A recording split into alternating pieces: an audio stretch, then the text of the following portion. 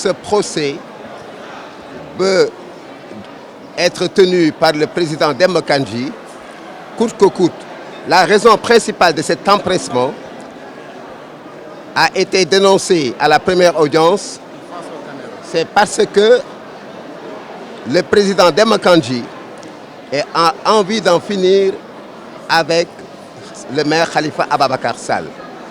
Nous autres avocats de la défense, nous ne pouvons pas permettre à ce que notre client, qui a été détenu arbitrairement depuis plus d'1 an, puisse être expédié manu militari comme du bétail. C'est la raison pour laquelle nous avons décelé des vices de procédure.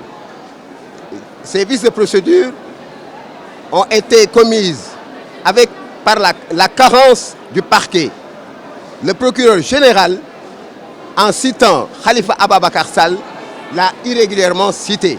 Comme l'a dit mon excellent confrère Amadou Ali Kane, en citant, certes on dit que c'est l'acte d'appel qui saisit la cour d'appel, mais encore faudrait-il que la personne qu'on convoque sache de quoi il va répondre.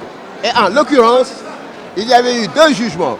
Un jugement avant du droit du 2 février où il y avait plusieurs séries d'exceptions. Il y a une partie d'exceptions qui ont été jointes au fond et une autre partie avant dire droit qui n'a pas été jugée. Par conséquent, il y a 2 jugements, le jugement du 2 février et le jugement du 30 mars. C'est la raison pour laquelle nous avons estimé que notre client Khalifa Ababacar Sall n'avait pas à faire les frais de la turpitude du procureur général. Parce qu'il s'agit d'une turpitude. Il s'agit d'une négligence qui est somme toute blâmable de la part du parquet.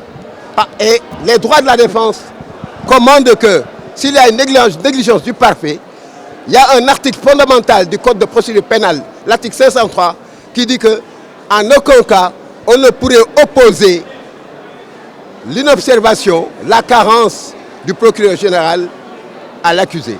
Parce qu'il y va des droits de la défense.